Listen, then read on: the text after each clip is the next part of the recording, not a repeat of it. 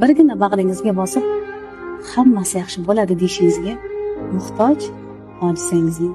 Siz dunyodagi eng yaxshi erkaksiz. Siz dunyodagi eng yaxshi otasiz.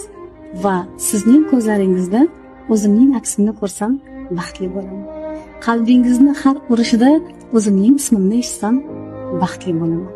Va qachondir jahlingiz chiqqanda, qovog'ingiz o'yilganda, bilmasdan jerkib qo'ysangiz, tan olaman, xafa ham bo'laman.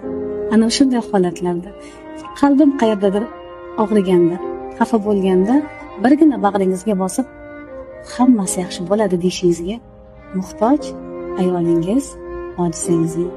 Boringizga shukur. Sizni Alloh uchun